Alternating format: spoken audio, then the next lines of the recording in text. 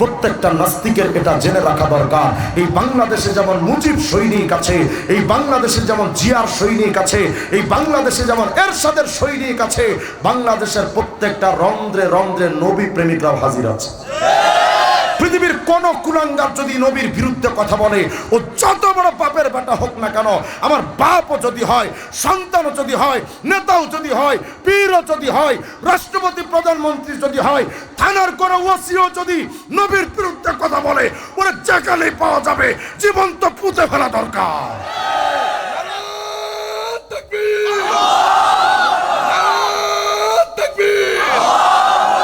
আমার নবীর বিরুদ্ধে কুলাঙ্গাররা কথা বলবে, এটা তো আমরা কোনোভাবেই মেনে নিতে পারি না। আর বাংলাদেশের সরকার যারা ইতিপূর্বে 53 বছরে এসেছে, আজ পর্যন্ত কোন সরকার আমার বাংলাদেশের সংবিধানে নবীর ইজ্জত হেফাজতের আইন পাশ করতে সাহস করতে পারে নাই। অথচ ওই কুলাঙ্গারেরা মদের আইন বৈধ করেছে, ওই কুলাঙ্গারেরা আমার বাংলাদেশে সুদের আইন বৈধ করেছে, পতিতালয়কে বৈধ করেছে। এরপরও আগামী নির্বাচনে এরা এসে আপনাকে বলবে আমরা নবীকে ভালোবাসি। সব শালারা বাটপা। যারা নবীর ইজ্জতের হেফাজতের আইন করতে পারে না, সে আমার নেতা হতে পারে না। অথচ আমার বাংলাদেশের সংবিধানে লেখা আছে প্রত্যেকটা নাগরিকের জানের নিরাপত্তা দাও, মালের নিরাপত্তা দাও, ইজ্জতের নিরাপত্তা দাও। আমার ইজ্জত হেফাজতের জন্য বাংলাদেশের সংবিধানে আইন আছে। তকি ভাইয়ের ইজ্জত হেফাজতের আইন বাংলাদেশের সংবিধানে আছে। সিদ্দিক ভাইয়ের ইজ্জত হেফাজতের আইন বাংলাদেশের সংবিধানে আছে।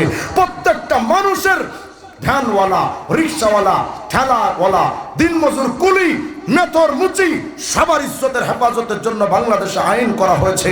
প্রত্যেকটা নাগরিকের ইজ্জত সম্মানের হেফাজত করতে আমি আপনার কাছে জানতে চাই, যদি আমার মতো একজন ক্ষুদ্র রিজওয়ান রফিকের ইজ্জত হেফাজতের আইন থাকতে পারে, আমি কথা বলতে পারি আমার জীবনের চাইতে আমার নবীর জীবন কোটি গুণ দামি। আমার পরিবারের চাইতে আমার নবীর ইজ্জতের দাম কোটি গুণ বেশি। আর শুধু আমি কেন মিয়া, বাংলাদেশের 18 কোটি মানুষের চাইতে নবীর ইজ্জতের দাম বেশি। পৃথিবীর 800 কোটি মানুষের চাইতে নবীর ইজ্জতের দাম বেশি। পুরো কায়নাতের চাইতে নবীর ইজ্জতের দাম বেশি। যদি আমার ইজ্জত হেফাজতের আইন থাকতে পারে, নবীর ইজ্জত হেফাজতের আইন লাগবে আমাদের। আইন ওরা করবে না। 53 বছর চলে গেছে, আইন করে নাই, আজও পর্যন্ত করেনি, ভবিষ্যতেও করবে না। এটা আমরা ভালো করেই জানি। লাগবে না ওদের আইন। যেই সংবিধানে আমার নবীর ইজ্জতের হেফাজতের আইন থাকে না, আমি জানি এই বক্তব্য দেওয়ার পরে হয়তো আমার নামে রাষ্ট্রদ্রোহ মামলাও হতে পারে। হোক না মিয়া, স্বৈরাচার শেখ হাসিনা রেখেছে 2 বার, তোমরা আরো 200 বার নিতে পারো, কিন্তু আমার সুস্পষ্ট বার্তা হলো যেই সংবিধানে নবীর ইজ্জতের হেফাজতের আইন থাকে না, আমি ওই সংবিধান মানি না। যেই সংবিধানে নবীর ইজ্জতের হেফাজতের আইন থাকে না, যেই সংবিধানে মদের আইন বৈধ করা হয়, পতিতালয় বৈধ করা হয়, সুদের আইন বৈধ করা হয়, ওই সংবিধান যারা মানে কারো ঈমান থাকে না। অথচ আমরা তাদের পূজা করে যাচ্ছি। ওরা সংবিধানে আইন করবে না, তো না করে না করুক, চাই না ওদের আইন। লাথি মারেন ওদের আইনের কপালে। সুস্পষ্ট বক্তব্য হলো নবীর ইজ্জতের হেফাজতের আইন ওরা করবে না, আমরা আমার নবীর ইজ্জতের হেফাজতের আইন বানিয়ে ফেলব। কোন কুলাঙ্গার যদি কথা বলে রাষ্ট্র আমাকে ফাঁসি দিবে কি করবে, সেটা রাষ্ট্রের ব্যাপার। নবীর দ্রোহী, নবীর কটূক্তিকারী, মান সাব্বা নবিয়ান ফাদদুলু, আমার নবীকে যাই কথা বলবে, রাষ্ট্র যদি তাকে হত্যা না করে নবী প্রেমিকরা কতল করে ফেলবে। প্রস্তুত থাকবেন ইনশাআল্লাহ।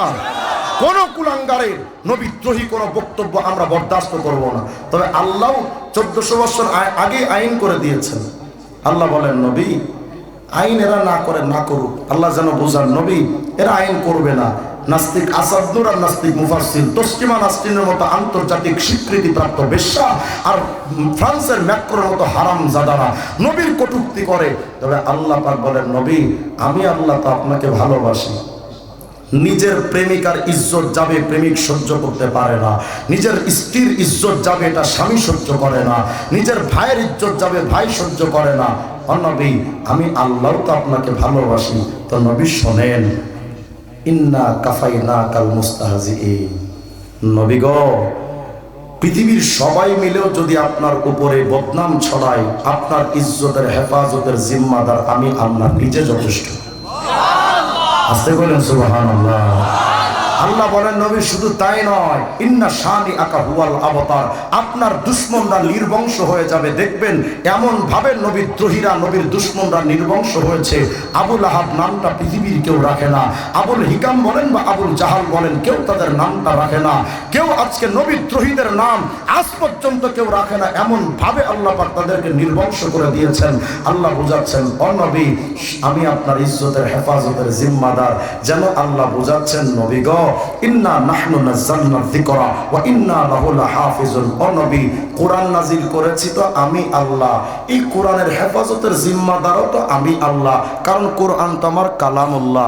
আল্লাহ বুঝাচ্ছেন, নবী কালামুল্লাহ কোরআনের হেফাজত যেমন আমি আল্লাহ করব, হাবিবুল্লাহ মুহাম্মদের ইজ্জত আমি আল্লাহ নিজে হেফাজত করব। আরে শুধু কি তাই, আল্লাহ বলছেন, ও নবী শুধু ইজ্জত হেফাজত করেই তো ক্ষান্ত হব না। আর রাফা'না লাকা যিকরাক, নবী আপনার শান, আপনার মান, আপনার ইজ্জত, আপনার দাম নবী আমি আল্লাহ অনেক অনেক অনেক অনেক উপরে উঠাবো। আসতে বলেন সুবহানাল্লাহ। তো জিবরাইল আমিন আজকে বিরক্ত হচ্ছেন না তো আপনারা? এখন তো আসলে এসব ওয়াজ মাহফিলে চলে না। এখন চলে হুজুর আপনি তাহিরি আঙ্কেলের মতো একটু ডিজে নাচ দেন, আর একটু কৌতুক করেন, হাসায় টাসায় আপনি জান গা, তাইলে আপনি বেস্ট বক্তা। ওগুলো আমরাও পারি কিন্তু করি না, আমি আলেম। এগুলো করি না আমরা ইচ্ছা করি, কারণ আমি আলেম। কোন আলেম মাহফিলে ময়দানে এসে কোনোদিন ফালতু সময় নষ্ট করে যেতে পারে না। বাংলাদেশের মাহফিলের স্টেজগুলো আজকে নষ্ট হয়ে গেছে কিছু ভণ্ড বক্তাদের জন্য। মাহফিলে এসে তারা আলতু ফালতু সময় নষ্ট করে, শুধু শুধু হাসায়া বা জিন্দেগি বরবাদ করে সময় অপচয় করে জায়গা। আমি আপনাদেরকে অনুরোধ করি, এই কারণে আজকে মাহফিলে মানুষ আসতে চায় না। মানুষ মনে করে দূর মাহফিলে গেলে শুধু তামাশা, আর কিচ্ছু তো নাই। এই জন্য মাহফিলের মঞ্চগুলো, ময়দানগুলো নষ্ট হয়ে গেছে। আল্লাহ রসুলের রেখে যাওয়া এই আমানত, এই চেয়ারগুলো তো আমাদের না, তো রসুলের আমানত। আপনাদেরকে একটা কথা বলি, আমি রাগ করেন না, আমিও তো বক্তা। অনুরোধ করি, বক্তা খুঁজেন না, আলেম খোঁজেন। বুঝেন না কথা? বক্তা তালাশ করেন না, আলেম তালাশ করেন। বক্তা আর আলেম এক না। হুজুর আপনি এটা কি কইলেন? আমিও তো বক্তা, আমি বলছি আপনাকে, বক্তা এক জিনিস, আলেম আরেক জিনিস। বক্তা আলেম এক না। আপনারা যতদিন পর্যন্ত বক্তা খুঁজবেন খোরাক পাবেন না। যেই দিন থেকে আলেম খুঁজবেন সেই দিন থেকে ইলম পাবেন, আমল পাবেন, এর আগে পাবেন না। আজকে বাংলাদেশে অধিকাংশ মজলিসগুলো নষ্ট হয়ে গেছে এই সমস্ত ভণ্ডদের কারণে। সুস্পষ্টভাবে বক্তাদেরকে বলে দিবেন যে হুজুর আপনার বিষয়বস্তু এটা, কোরআন সুন্নাহ থেকে এটার উপর আলোচনা করেন। আমরা কিছু দিন শিখতে আসছি, ফাইজলামি শিখতে আসি নাই। একটা বছর আপনারা রুচিটা ঠিক করেন, বাংলাদেশের সব বক্তারা টাইট হয়ে যাবে যদি আপনারা ঠিক হন। কিন্তু আপনারা যতদিন ঠিক হবেন না ততদিন বক্তারাও ঠিক হবে না। এটা প্রাসঙ্গিক ক্রমে একটা কথা বলে ফেললাম, রাগ করলে মনে হয় না? রাগ করেন না। এটা আমাদের বক্তাদের একটা আফসোস যে আমাদের উচিত ছিল কি আর আমরা করছিটা কি। এজন্য আজকের সময় মানুষ ফালতু জিনিস দেখে দেখে এমন রুচি নষ্ট হয়েছে যে এখন আসল ওয়াজ মানুষ শুনতে চায় না। মানুষের কাছে বিরক্তির কারণ হয়ে যায়। তোমার এই স্টেজে বসে তোমার উচিত তো তোমার নবীকে চেনানো, তোমার উচিত তো আল্লাহকে চিনিয়ে দেওয়া, উচিত তো মানুষকে গুনাহ থেকে ফিরিয়ে দেওয়া, উচিত তো সুন্নাতের উপরে মানুষকে উদ্বুদ্ধ করা, উচিত তো মানুষকে ইসলামে দীক্ষিত হওয়ার আলোচনা করা। তা না করে ফালতু সময় নষ্ট করার অর্থটা কি আমাকে বলো? রাগ করেন না, আমি কারো প্রতি হিংসা করার জন্য আসিনি, কারো ব্যাপারে আমি মন্তব্য করতে আসিনি। আমার রিজিক আমি নিয়ে যাব, তার রিজিক সে নিয়ে যাবে। আমার কাজ আমি করে যাব, তার কাজ সে করে যাবে। কিন্তু অযথা আপনারা যে ঘন্টার পর ঘন্টা বসে ফালতু সময় নষ্ট করে গেলেন, আপনার সময়ের কি বা মূল্যায়ন তারা করে গেল? আল্লাহ আমাদেরকে বুঝ দান করেন। তাহলে আজকে থেকে আলেম খুঁজবেন না বক্তা খুঁজবেন? আরো জোরে কন, আরো জোরে কন। আলেম ছাড়া কোনোদিন এই মঞ্চের হক আদায় হবে না। যদি কোনো তাইলে তো আপনারা দাওয়াত দেওয়া যাবে না, দিয়েন না। আমি যেদিন আলেম হবো সেই দিন আমাকে ডাকবেন, এর আগে না। আমি নিজেও লিভ নিব ইনশাআল্লাহ। আল্লাহ আমাদেরকে হেদায়েত দান করেন।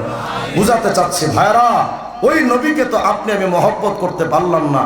তা আল্লাহ বলছেন, নবী গো আপনার শান, আপনার মান, আপনার ইজ্জত, আপনার দাম নবী আমি আল্লাহ অনেক উপরে উঠাবো। তো জিবরাইল আয়েশা বলতেছেন, নবী ওয়া কাইফা রুফিয়াত, আপনি জানেন আল্লাহ আপনার সম্মান কিভাবে উঠাবেন? না জিবরাইল আমি তো জানি না। সাথে সাথে আল্লাহ একটা ওহী নাজিল করলেন। এটা বোঝার আগে ছোট্ট করে বলেন তো, আপনাদের এই এলাকায় যুবক যুবতীরা প্রেম করে না? যেই ছেলে যেই মেয়ের সাথে প্রেম করে দেখবেন ওই ছেলেটা নিজের নাম আর প্রেমিকার নাম হাতের মধ্যে ট্যাটু করে। চাচারা কয় না কেন? ও চাচা, একদিন তো আপনারা চাচির নাম লিখছেন, একটু কর। লেখে না লেখে না?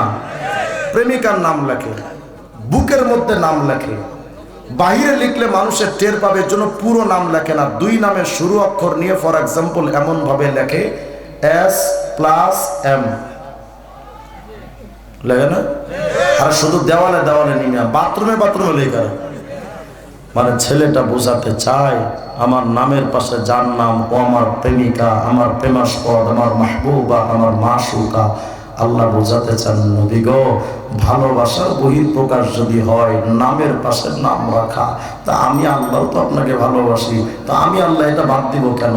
ও নবী ওরাফানা লাকা যিকরাক আই ইযা যুকিরতু যুকিরতা মাই।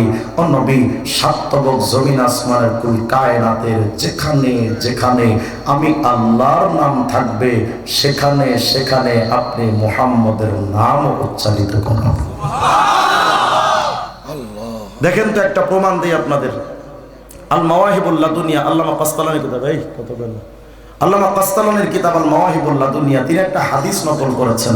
যদিও হাদিসটা নিয়ে মুহাদ্দিসিনে কেরাম প্রশ্ন তুলেছেন, কিন্তু আল্লামা কাসতালানী বলেছেন হাদা হাদিসুন সহিহ, এটা সহিহ হাদিস। কি হাদিস? হযরত আদম আলাইহিস সালাম একদিন আল্লাহকে বলছেন, আল্লাহ 200 বছর ধরে তো কাঁদছেন আদম, আল্লাহ মাফ করেন মাফ করেন মাফ করেন, আল্লাহ তো ক্ষমা করেন না। অবশেষে একদিন আদম বলছেন, আল্লাহ 200 বছর ধরে তো কাঁদছি, মাফ তো করেন নাই, আমি আদম আজকে নতুন এক স্টাইলে আপনার কাছে ক্ষমা চাচ্ছি। কি কইতে চাও? আল্লাহ আল্লাহুম্মা আসআলুকা বিহাক্কি মুহাম্মদ, আল্লাহ আমি আদম রে মুহাম্মদের ওসিলায় মাফ করে দেয়। আসতে বলেন সুবহানাল্লাহ। আল্লাহ জিজ্ঞেস করেন, ইয়া আদম ওয়া কাইফা আরাফতা মুহাম্মাদা, কিরে আদম তুমি মোহাম্মদকে চিনো কেমনে? বললাম আখলুকহু, এখনো তো মোহাম্মদকে সৃষ্টি করে পাঠাইনি দুনিয়ায়, তো মোহাম্মদের চিনো কেমনে? আদম আলাইহিস সালাম কার আল্লাহ আমি কেমনে জানি, আপনি জানেন না? আল্লাহ তো সব কিছুর খবর জানেন, নাকি জানেন না? আল্লাহ তো জানেন, এরপরে জিগাই কেন আল্লাহ? কারণ ভালোবাসার মানুষের আলোচনা শুনতেও মজা লাগে। আল্লাহ বলছেন, আদম কেমনে জানছো মোহাম্মদ রে কও? আদম আলাইহিস সালাম কার আল্লাহ লাম্মা খলাকতানি বিয়াদিকা, যখন ওই রূহের জগতে আপনি আমাকে বানাইলেন, ও নাফাখতা ফিয়া মির রূহি, সম্মানের রূহটা যখন আমার মধ্যে ফুঁকে দিলেন, তো আল্লাহ আমি আদম যখন বডি স্ট্রাকচারের ভেতরে রূহটা পেলাম, তখন তো আমি ধরতে শিখেছি, চলতে শিখেছি, বলতে শিখেছি, শুনতে শিখেছি, দেখতে শিখেছি। তো আল্লাহ যখন আমি তাকাইতে শিখছি না, তো রাফাতু রাসি, আমার মাথাটাকে একটু উপরের দিকে উঠালাম, উঠায় দেখতে চাচ্ছিলাম, দেখি না উপরে কোন কোন সৃষ্টি আছে। হায় হায় খোদা, উপরে যখন তাকালাম, তাকায় দেখি বিরাট বড় আরশে আজিম আপনি তৈরি করে রেখেছেন। হায় রে খোদা, এত বড় আরশে আজিমের দিকে তাকায় দেখি কোটি কোটি খুঁটিও তৈরি করে রেখেছেন। ফারাইতু কওয়ামিয়াল আরশ মাকতুবুন আলাইহা লা ইলাহা ইল্লাল্লাহ মুহাম্মাদুর রাসূলুল্লাহ। আল্লাহ আরশের খুঁটির দিকে তাকায় দেখি কোটি কোটি খুঁটির, প্রত্যেকটা খুঁটির মধ্যে এক পাশে আপনার নাম, আরেক পাশে নবী মুহাম্মদ রাসূলুল্লাহর নাম। তখন আমি বুঝে নিয়েছি মুহাম্মদ সাধারণ কেউ না। ওই মুহাম্মদ রাসূলুল্লাহকে আরশ চেনে, তুমি চেনো না। ওই নবীকে লৌহ কলম চেনে, তুমি চেনো না। আচ্ছা, আর একটা তথ্য আপনাদেরকে দেয়া যায়, আমাদের এক আজীব তথ্য, আমাদের নবীর নাম মুহাম্মদ না? কথা বলেন। এই মুহাম্মদ শব্দ লিখতে 4টা অক্ষর লাগে। কয়টা? মিম, হা, মিম, দাল, 4টা অক্ষর। সেদিন ইমাম শাফি রহমতুল্লাহ আলাইহির মাযহাবের একজন আলেমের একটা কিতাব পড়তেছিলাম, তিনি লিখেছেন এই 4টা অক্ষর, মুহাম্মদের 4টা অক্ষরের আবার আলাদা আলাদা অর্থ আছে। সুবহানাল্লাহ। কি অর্থ? কিতাবে লিখছে, দেখো, মিম আল উলা ইশারাতুন ইলাল মুলকিল আউয়াল ওয়া হুয়া দুনিয়া, মুহাম্মদের প্রথম মিম মানে মুলকে আউয়াল, অর্থ দুনিয়া। মিম আস-সানিয়া ইশারাতুন ইলাল মুলকি সানি ওয়া হুয়াল আখিরা, দ্বিতীয় মিম মানে আখিরাত, প্রথম মিম মানে দুনিয়া, দ্বিতীয় মিম মানে আখিরাত, মাঝখানের হা ইশারাতুন ইলার রহমা, হা মানে আল্লাহর রহমত, শেষের দাল ইশারাতুন ইলাদ দাওয়াম, দাল মানে সদা সর্বদা। মুহাম্মদের প্রথম মিম মানে দুনিয়া, দ্বিতীয় মিম মানে আখিরাত, হা মানে আল্লাহর রহমত, শেষের দাল অর্থ সদা সর্বদা। যেন আল্লাহ বোঝাতে চান, এই দুনিয়ার মানুষ, দুনিয়া থেকে আখিরাত পর্যন্ত সদা সর্বদা আমি আল্লাহর রহমত যদি পেতে চাও, আমার মুহাম্মদের সুন্নাত আর শরীয়ত মানা ছাড়া আর কোনো বিকল্প রাস্তা নেই। আল্লাহু আকবার। যেই নবীর অনুসরণ ছাড়া রবের রহমত পাওয়া যায় না, ওই নবীর শরীয়ত মানার দরকার আছে না না? আসতে বললেন যে, অথচ মাঝ ভান্ডারে পীর তো এই নবীর শরীয়ত মানে না। কথা বলেন। ল্যাংটা বাবা তো নবীর শরীয়ত মানে না। আট্টশির ভণ্ডরাও তো নবীজির শরীয়ত মানে না। এরা স্পষ্ট করে বলে আমরা শরীয়ত মানি না। কি মানো? মারেফত। আচ্ছা বলেন তো, নবীজির শরীয়ত ছাড়া কোনদিন মারেফত পাওয়া যায়? আল্লাহ পাক বুঝান, দুনিয়ার মানুষ শুনো, আমি আল্লাহর মহব্বত যদি পেতে চাও, কুল ইন কুনতুম তুহিব্বুনাল্লাহ ফাত্তাবিউনি ইউহিব্বুকুমুল্লাহ, আমার এই নবীর শরীয়ত মানো, তবে আমি আল্লাহর মারেফত পাবা। কথাটা কার? আল্লাহ। নবীর শরীয়ত বাদ দিয়া যারা মারেফতের দাবি করে, এদের চাইতে বড় চিটিংবাজ বাটপার সমাজে আর কেউ হতে পারে না। গান বানাইছে কয়, মুর্শিদ মুর্শিদ যে করছে জপ, আছে না? বিনা দুধে দই পাতাইয়া খাইতাছে মাখন, আর সেই মাখন খাইলে পরে ভবে ক্ষুধা তৃষ্ণা লাগে না, লোহারে বা নাইলারে কাঞ্চা সোনা। গানটা কত সুন্দর না? কত বড় কুফরি কথা বলেছে জানেন? এই ভণ্ড আউল বাউল ফাউলরা এসে সব গান গায়, আর কিছু মুরব্বীরা আগ করে এমন ভাবে ছায়া থাকে যেন বুকের উপর ঠাড়া বসে। কথা হয় না? কত বড় কুফরি কালাম বলেছে জানেন? বলে যদি কেউ মুর্শিদ মুর্শিদ বাবা বাবা জিকির করে, তাহলে সে দই ছাড়া মাখন খেতে পারবে। মানে পীরের কথাই যদি কেউ চলে, তার আর শরীয়ত লাগবে না, এমনি মারফত পাবে। আস্তে কর নাউজুবিল্লাহ। আল্লাহ পাক বলেন, শুনো, আমার নবীর শরীয়ত মেনে নাও, তবেই আমি আল্লাহ তোমার মারেফত দেব। নবীজির শরীয়ত ছাড়া কোনদিন মারেফত পাওয়া যাবে না। আস্তে কইলেন যে, আরো জোরে কোন। এরা এখন আমগো নাম দিছে আমরা শরীয়তি হুজুর, আর ওরা মারেফতি পাগলা। আপনাদের এদিকে তো মনে হয় নাই? নাই মিয়া, হাজীগঞ্জ তো ফ্যাক্টরি। কথা হয় না? তুমি চাই না বেহেশত, ভয়ে ভাই না জাহান্নাম, আমার কাফনেতে লেখা দিও রিজবি বাবার নাম। আছে না না? ওর কপালে যদি কোরআন শরীফও লাগায় দেন, তাও ফিরিস্তাতে জুতা পিটা থেকে ছাড় নাই। কথা হয় না? এরা আমাদের নাম দিছে আমরা শরীয়তি হুজুর, আর তোরা কি কয় মারেফতি পাগলা। আচ্ছা, শরীয়তি হুজুররা মরলে তো কবরে মোমবাতি জ্বলে না, নাকি জ্বলে? বলেন তো, কবরে মোমবাতি জ্বালানো জায়েজ না হারাম? হারাম। এরা নিজেদের কবরে মোমবাতি জ্বালায় বুঝায় এরা কনফার্ম জান্নাতি, আর হুজুরদের কবরে মোমবাতি নাই, হুজুররা নবী বিদ্বেষী জাহান্নামী। এখন আমগরে নিয়ে ঠাট্টা কইরা গান গায়, পাগল মরলে বাতে জ্বলে, মোল্লা মরলে জ্বলে না। আছে না নাই? পাগল মরলে বাতে জ্বলে, মুন্সি মরলে জ্বলে না। পাগলার কাছে খোদাই থাকে, কানার দলে দেখে না। টুনটুনা টুনটুন। নাউজুবিল্লাহ বলবেন আপনারা? তো আমাদের কবরে তো মোমবাতি জ্বলে, তোকে কবরে তো মোমবাতি নাই। আমি বললাম আমাদের কবরে মোমবাতি রবে কেন? দুনিয়াতে শরীয়ত বাদ দিয়া, মারিফতের কথা বলে শরীয়তকে বাদ দিয়া জাহান্নামের টিকিট কাইটা যে কবরে গেলি, কবরে যাওয়ার সাথেই যে তোর জাহান্নামের আগুন দিয়া তোরে ঠাড়া দেয়, এর প্রমাণ তোর কবরের উপরেও জ্বলে। আস্তে গনগা এরা তো এখন আল্লাহর নবীর শরীয়ত মানে না, আল্লাহ কেউ মানে না। যদি বলেন হুজুর প্রমাণ, মাইজ ভান্ডারি এক পীর আছে না, আস্তে করে ভণ্ডরা আপনারা তো মনে করেন খাঁটি ওলি।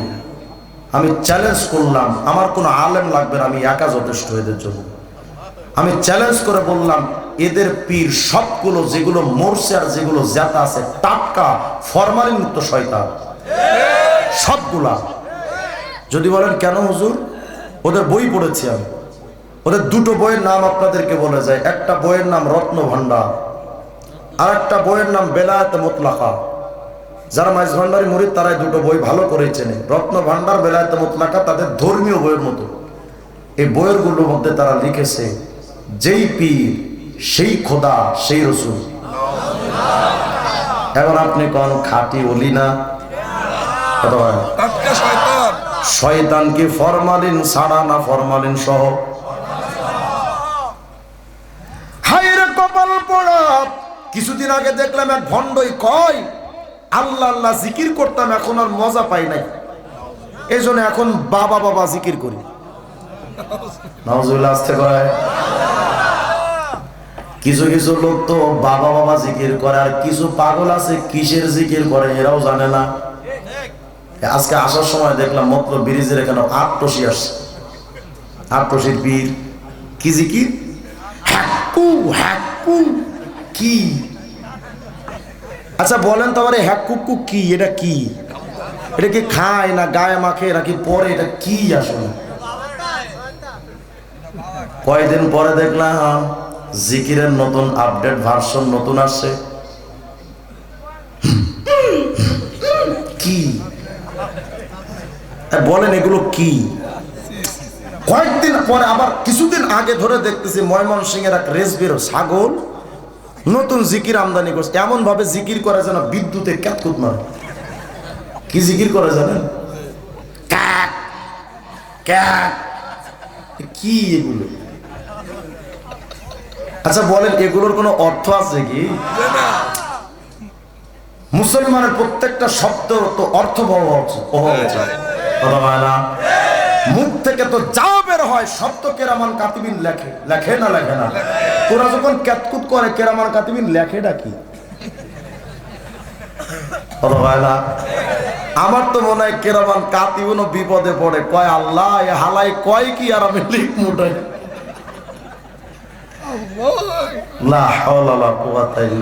গান গায় কেরামান কাতিবিন রোজ হাসরের দিন আল্লাহর কাছে যদি করে অভিযোগ, আমি বলবো দুনিয়ায় ছিলাম ল্যাংটা বাবার লোক। সবাই থাকবেনি কন? মনে মনে ভাবলাম তুই ল্যাংটার মুড়ি দিয়ে যদি গান বানাইতে পারোস, আমিও কওমি মাদ্রাসা পড়ুয়া পোলা বিখাউস কম না, গান আমিও একটা বানাইছি কই না। তারপর কেরামান কাতিবিন পাইবে যেদিন, তোরা যারা ছিলি ল্যাংটা বাবার লোক, তোদের জুতা মাইরা কইব জাহান্নামে ঢোক। গানটা তো এমন হওয়ার কথা, কেরামান কাতিবিন রোজ হাসরের দিন আল্লাহর কাছে যদি করে অভিযোগ, আমি বলবো দুনিয়ায় ছিলাম মুহাম্মাদের লোক। मोमिन जो फिदा नक्श काफे पाए नबी हो ज़ीर कदम आज भी आलम का खजीना, साहिल से लगेगा कभी मेरा भी सफीना, साहिल से लगेगा कभी मेरा भी सफीना, देखेंगे कभी शौक से मक्का व मदीना। गर सुन हजरत आदम देखे এটা তো সাধারণ কোন উম্মত না, এটা তো মুহাম্মদের উম্মত। যদি বলেন হুজুর চিনবে কেমনে, কারণ রাইসুল মুফাসসিরিন ইবনে আব্বাস বলেন, শোনো রে, ইয়াউমা তাবিয়াদ্দু ওয়ুজুহু আহলিস সুন্নাতি ওয়াল জামাআহ, দুনিয়াতে যারা সাহাবীদেরকে মানবা আর যারা নবীর সুন্নাত মানবা, কিয়ামতের ময়দানে সুন্নাত মাননেওয়ালা প্রতিটা উম্মতের চেহারা থেকে নবীদের মতো নূর চমকাতে থাকবে। আদম নবী দেখে চিনতে পারবেন এটা তো মুহাম্মদের উম্মত। এবার আদম চিৎকার দিয়ে ডাক দিবেন, ইয়া আহমদ, ইয়া আহমদ, মুহাম্মদ তুমি কোন? মুহাম্মদুর রাসূলুল্লাহকে কিয়ামতে একটা জায়গায় কেমনে পাইবা রে উম্মতের কান্ডারে নবী? কিয়ামতে তো শুধু একটা জায়গায় দাঁড়িয়ে থাকবেন না, পুরা হাসরের ময়দান ঘুরবেন, তাকায় দেখবেন কোথায় কোন উম্মতের বিপদ। ডান দিকে তাকায় দেখেন উম্মতের একটা বিপদ। মায়ার নবী পাগলের মতো দৌড় দিয়া আল্লাহকে বলবেন, আল্লাহুম্মা হাদি উম্মত, আল্লাহ এটা আমার উম্মত, আল্লাহ আমার উম্মতরা আপনি মাফ কইরা দেন, এটা আমার উম্মত। আল্লাহ বলবেন ঠিক আছে মাফ করে দিলাম। বাম দিকের দিকে তাকায় দেখবেন আরেকটা উম্মতের বড্ড বিপদ। মায়ার নবী ওখান থেকে আবার ওই উম্মতের দিকে দৌড়ায় বলবে, ও রব, এটাও তো আমার উম্মত, আল্লাহ আল্লাহ মাফ করে দেন না, আল্লাহ আমার উম্মতরে মাফ করে দেন। আল মুস্তাদরাক আলা সহিহাইনিল হাকিম 228 নম্বর হাদিসের মধ্যে আসছে, নবীজি বলেন, উম্মতরে চিনলা না, লিল আম্বিয়া মানাবিরুম মিন যাহাব, কিয়ামতে নবীদের বসার জন্য কিছু চেয়ার থাকবে, স্বর্ণের চেয়ার। আল্লাহর হাবিব বলেন, ফায়াজলিসুনা আলাইহা, কিয়ামতের বিভীষিকাময় ময়দানে ওয়ালি আউলিয়া কই, গাউস কুতুব কই, নবীরা পর্যন্ত কিয়ামতের ময়দানে নফসি নফসি বলে চিল্লাবে, আল্লাহ আমারে বাঁচান, আমারে বাঁচান। কিসের উম্মত? কিন্তু শুধুমাত্র ময়দানে মাহশরে একজন মানুষ চিল্লাবেন উম্মতি, তিনি আপনার আমার নবী, যেন বুঝাবেন, ও রব, আমি নিজের চিন্তা করি না আজকে, আমি শুধু হাসান হুসাইনের চিন্তা করি না, শুধু ফাতেমার চিন্তা করি না, শুধু আমি আমার আপনজনদের চিন্তা করি না, ও গো রব, আমারে তুমি গুনাহগার উম্মতরে আমারে ভিক্ষা দাও, আল্লাহ আল্লাহ শুধু আমার উম্মতরে আমি চাই। নবীজি বলেন, কিয়ামতের স্মরণের চেয়ার পাইয়া সমস্ত নবীরা তাদের চেয়ারের মধ্যে বসে যাবে, কাতারে কাতার। হাসরের ময়দানে সমস্ত নবীরা তাদের চেয়ারের মধ্যে বসা, কিন্তু নবী আমার বলেন, ওয়ায়াবকা মিম্বারি লা আজলিসু আলাইহি, শুধু আমি মুহাম্মাদের চেয়ারটা খালি, আমি আমার চেয়ারের মধ্যে বসবো না।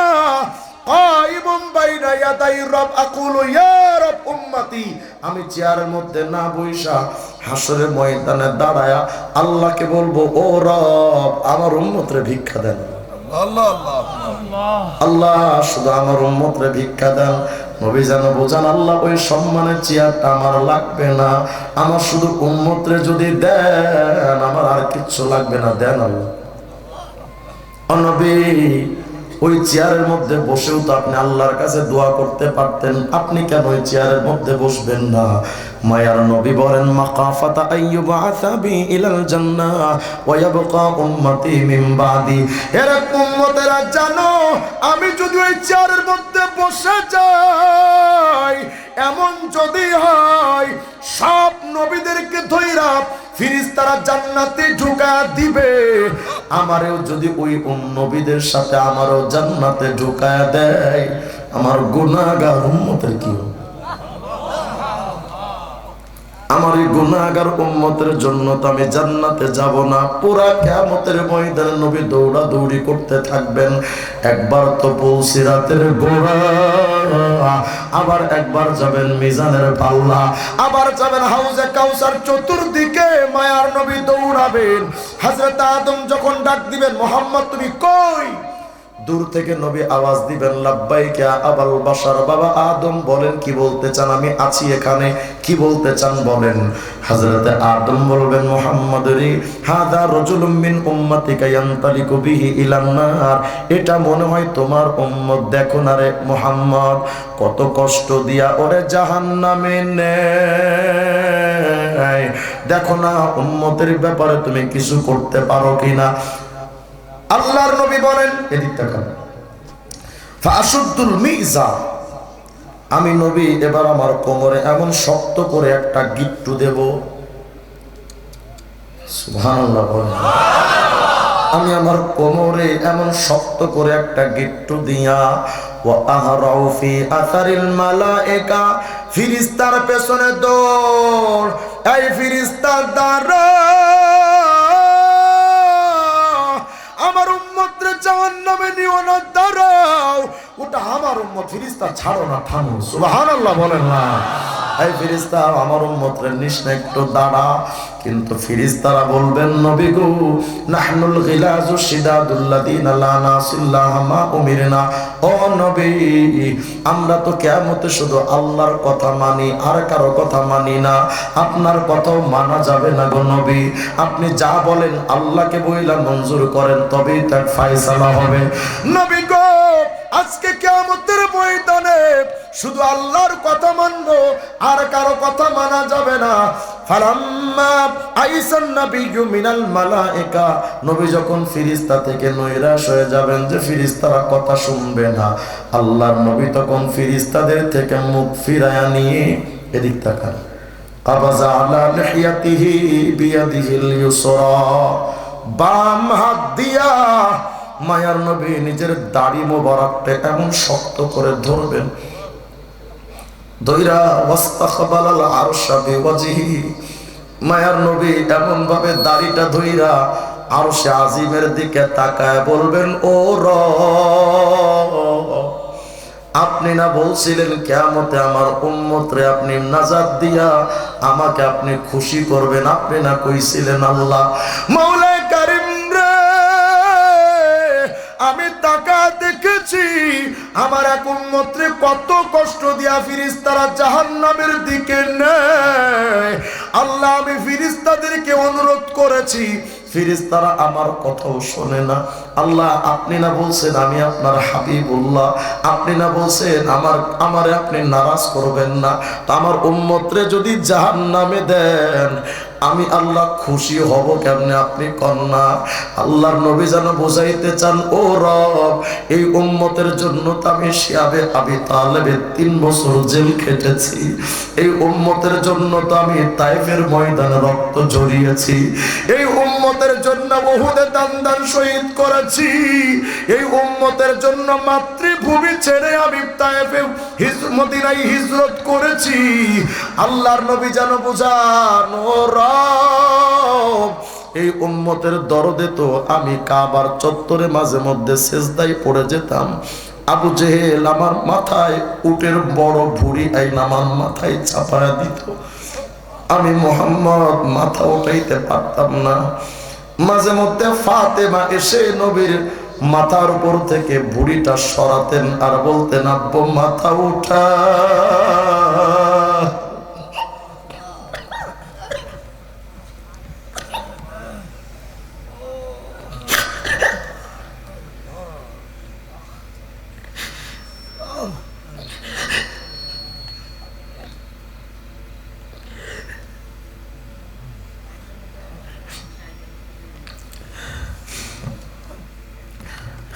ফাতেমা মাঝে মধ্যে এসে বলতেন, আব্বু মাথা উঠান, আপনি এত কষ্ট করেন কে?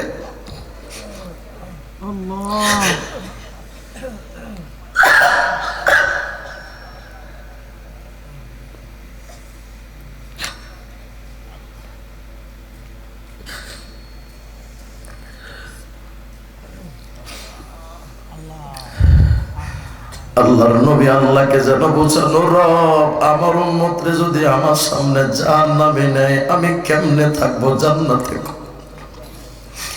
মাওলা আমার উম্মতরে ভিক্ষা দে।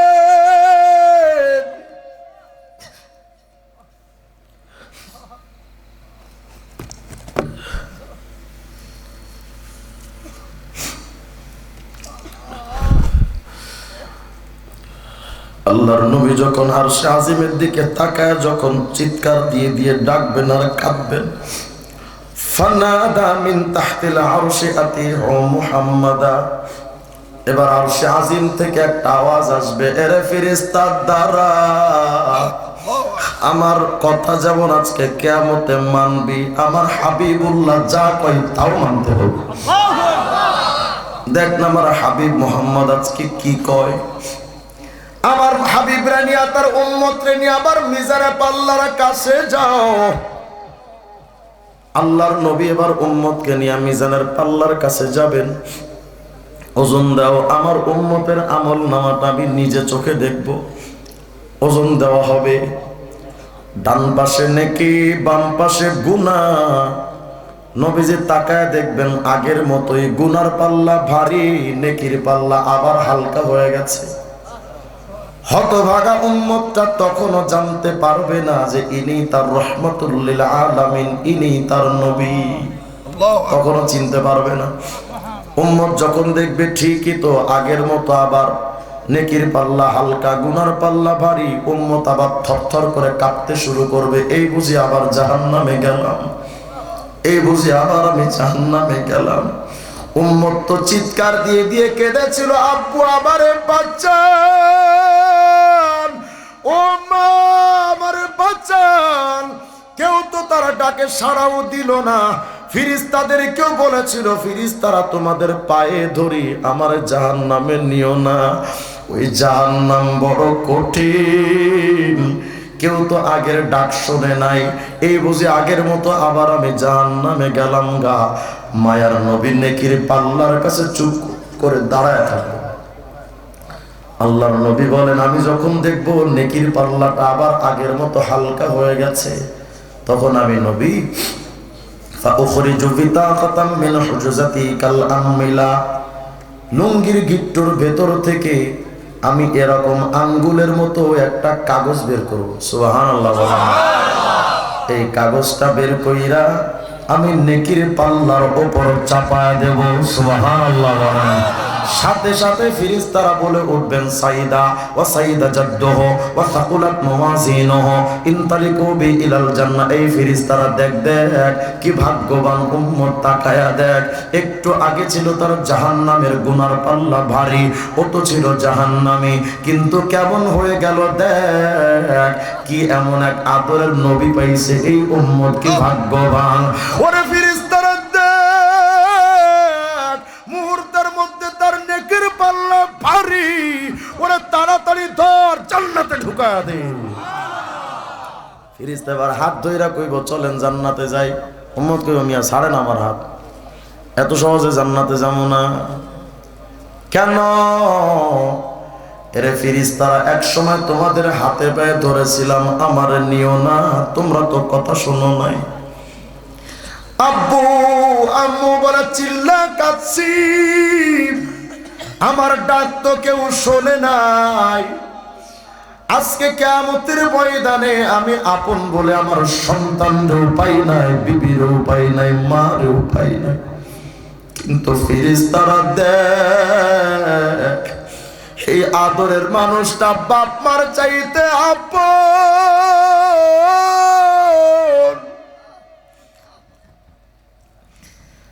যার অন্তরে বাপ মার চাইতেও বেশি মায়া। আজকে কিয়ামতে যখন আমার কেউ যখন পাই আইলো না, এই মানুষটা আসলো, এই মানুষটা কে রে? আমি তো তার চিনি না, একটু পরিচয় হয়ে তারপরে না হয় জান্নাতে যাব, একটু দাঁড়াও রে ফেরেশতা।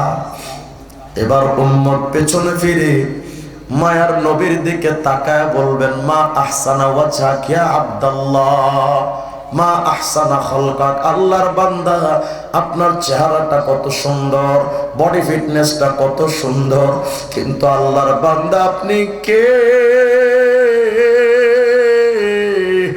আপনার নাম ঠিকানা কি, বাবা মায়ের নামটাও কি?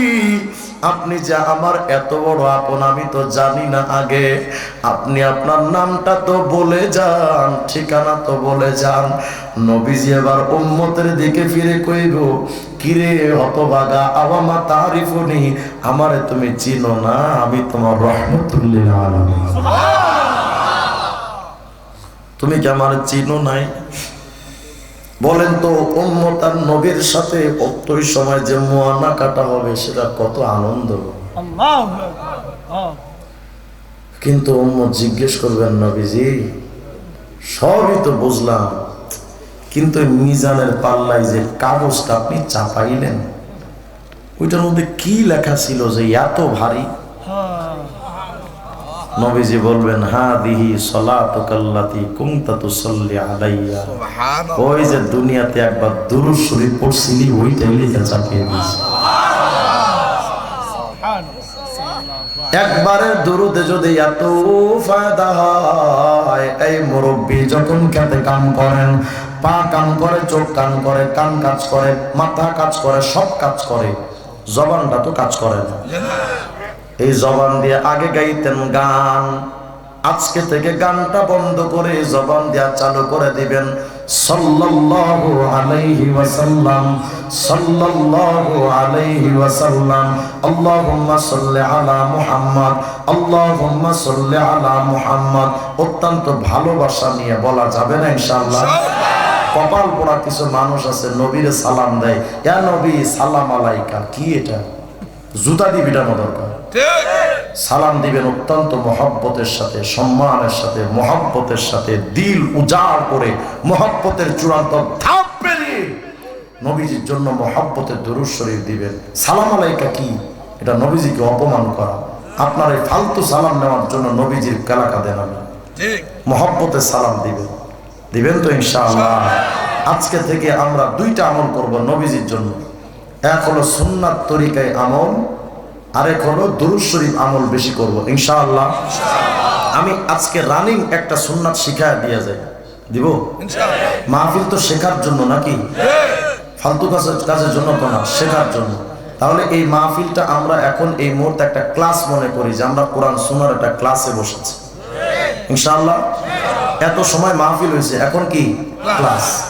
আমাদের ক্লাসের আজকের সবক, আমার সাথে সবাই বলেন, যে কোনো ভালো কাজ ডান দিক থেকে করা সুন্নাত। বলেন, যে কোনো ভালো কাজ ডান দিক থেকে করা সুন্নাত। আবার বলেন, যে কোনো ভালো কাজ ডান দিক থেকে করা সুন্নাত। আবার বলেন, যে কোনো ভালো কাজ ডান দিক থেকে করা সুন্নাত। মুখস্থ হয়েছে তো? এটা বুঝছেন তো সবাই? যে কোনো ভালো কাজ কোন সাইড দিয়ে? এটা হলো আমাদের আজকের ক্লাসের সবক। এখন আমি এই সবককে সামনে রেখে কয়েকটা সুন্নাত বের করে দিচ্ছি আপনাদের, আপনারাই জবাব দিবেন, আমার দেওয়া লাগবে না, যেহেতু আপনারা বুঝে ফেলছেন। এই কাপড় চোপড় পরা ভালো কাজ না খারাপ কাজ? ভালো কাজ। এই কাপড় পরারও তো একটা সুন্নাত তরিকা আছে, সবকিছু সুন্নাত আছে। এমনকি নবীর ইসলামে জুতা পায়ে দেওয়ার সুন্নাত আছে, বাথরুমে যাওয়ার সুন্নাত আছে। তাহলে আমার সাথে বলেন, যে কোনো ভালো কাজ কোন সাইড দিয়ে হবে? ডান সাইড। পোশাক পরা ভালো কাজ না খারাপ কাজ? এই পোশাক আজকে থেকে আমরা নবীজির সুন্নাত তরিকায় পড়তে গিয়ে বাম হাত আগে ঢুকাবো, সবাই বলে না কোন হাত? কারণ ভালো কাজ কোন সাইড দিয়ে হবে? ডান সাইড দিয়ে। তাহলে আজকে থেকে পোশাক পরার ক্ষেত্রে নবী আলাইহিস সালামকে যারা যারা মহব্বত করেন, ডান হাত পোশাকে আগে ভরবেন, মনে থাকবে ইনশাআল্লাহ। পায়ের পোশাক পরা ভালো না খারাপ? ভালো। নাইলে তো ল্যাংটা থাকা লাগবে, ভালো কাজ। তাহলে পায়ের পোশাক, সেটা পায়জামা হোক বা লুঙ্গি হোক, যেটাই হোক, যদিও প্যান্ট এটা সুন্নতি পোশাক না, তারপরও যদি পড়তেই হয়, তাহলে আগে আমরা কোন পা ঢুকাবো? ডান পা, যেহেতু ভালো কাজ। আচ্ছা, জুতা পরাটা ভালো কাজ না খারাপ কাজ? ভালো কাজ। না, জুতা না পরলে পায়ে ময়লা লাগবে। এই জুতাটা যখন আমরা পরবো, আগে কোন পা? কোন পা? ডান পা, যেহেতু এটাও ভালো কাজ। কয়টা সুন্নাত শিখলাম? 3টা। নবী আলাইহিস সালাম উম্মতকে এত ভালোবাসতেন যে কাপড় পরতে গিয়ে আমার উম্মত যদি পড়ে যায়, এই জন্য লুঙ্গি, পায়জামা ইত্যাদি এগুলো পরার ক্ষেত্রে নবী আলাইহিস সালাম বলেছেন বসে বসে পড়বা। উম্মতের কি পরিমাণ খেয়াল নবী করে গেছে। সুবহানাল্লাহ বলেন না। আমার উম্মত যদি পড়া যায়, এই জন্য পায়ের পোশাক, লুঙ্গি, পায়জামা এগুলো পরার ক্ষেত্রে কিভাবে পরা? বসে পরা। কয়টা সুন্নাত শিখলাম? 4টা। মসজিদ ভালো জায়গা না খারাপ জায়গা? ভালো জায়গা। আমি যদি ভুল বলি আপনারা বলবেন ভুল, পরে শুদ্ধটা বলবেন। এই ভালো জায়গা মসজিদে যখন আমি ঢুকবো তখন বাম পা দিয়ে ঢোকা সুন্নাত। কোন পা? ডান পা। এই তো মাশাআল্লাহ শিখে গেছেন, ভুল ধরো শিখে গেছেন, আলহামদুলিল্লাহ বলেন। তাহলে মসজিদ যেহেতু ভালো জায়গা, আগে কোন পা? ডান পা। টয়লেট বাথরুম ভালো জায়গা না খারাপ জায়গা? খারাপ জায়গা, নোংরা জায়গা। এখানে যখন আমি ঢুকবো ডান পা দিয়ে ঢোকা সুন্নাত। কোনটা? বাম পা, যেহেতু এটা নোংরা জায়গা। 6টা সুন্নাত শিখলাম। কয়টা? 6টা। এই 6টা সুন্নাত আজকে থেকে আমল করা যাবে না ইনশাআল্লাহ? এই সুন্নাতগুলো তো আমাদের প্রতিদিন করা লাগে, প্রতিদিন। আজকে থেকে আমরা আল্লাহকে বলি, আল্লাহ আমরা তো আপনার হাবিবের মতো এত ভালোবাসার কেউ হতে পারবো না, কিন্তু আল্লাহ এতটুকু তো জানি ভালোবাসার মানুষের মতো কথা কইলেও ভাল লাগে, ভালোবাসার মানুষের পোশাকের মতো পোশাক পরলেও ভাল লাগে। তা আল্লাহ আমরা তো আপনার হাবিবুল্লাহ হতে পারি নাই, কিন্তু হাবিবুল্লাহর মতো হওয়ার জন্য আমরা আজকে থেকে সুন্নাতগুলো নবীজি যেমনে করেছেন আমরা তেমনে শুরু করছি। আল্লাহ বলেন বান্দা তুই যদি আমার হাবিবের মতো তোরে দেখতে, চলতে, ফিরতে, পোশাকে, আশাকে যদি তোরে আমার হাবিবের মতো লাগে, আমি আল্লাহ ওয়াদা দিলাম ইউহিব্বুকুমুল্লাহ, আমি আল্লাহ তোরেও হাবিবুল্লাহ বানাবো। শুধু বানাবো তাই না, ওয়াগফির লাকুম যুনুবাকুম, তো জিন্দেগীর সব গুনাহ মাফ করে দেব। এই যে 6টা সুন্নাত, বেশি সুন্নাত দিব না, মাত্র 6টা, কারণ বেশি দিলে আমার মনে থাকবে না। তবে ঘুমানোর সময় ডান কাত হয়ে সুন্নাত তরিকায় নতুন পবিত্র বিছানায় দোয়া করে ঘুমাবেন ইনশাআল্লাহ। এই 7টা সুন্নাত মনে থাকবে ইনশাআল্লাহ। বলেন ইনশাআল্লাহ। ইনশাআল্লাহ আজকে থেকে আমল শুরু করে দিব। এখান থেকে যখন আমরা উঠবো জুতা পায়ে দেবো কোন পা? ডান পা। মনে থাকবে ইনশাআল্লাহ। আর বাকি কিছু সুন্নাত আছে, যেমন খাওয়ার সুন্নাত, শোয়ার সুন্নাত, ওযুর সুন্নাত, গোসলের সুন্নাত। এগুলো যদি আমি এখন আপনাদেরকে বলি আপনারা এলোমেলো হয়ে যাবে, দরকার নেই, আমি এখন এটা বলবো না, আপনারা চাইলেও বলবো না, কারণ আমি চাই অল্প অল্প করে শেখেন, বেশি শিখলে আওলা হয়ে যাবে। তবে এই যে সুন্নাতগুলো আছে এগুলো শেখার জন্য ছোট বাচ্চাদেরকে হায়দার আলী মাদ্রাসায় দিবেন। সিদ্দিক ভাইরা জিজ্ঞান যে ছোট বাচ্চাদেরকে হুজুর কি পড়ান?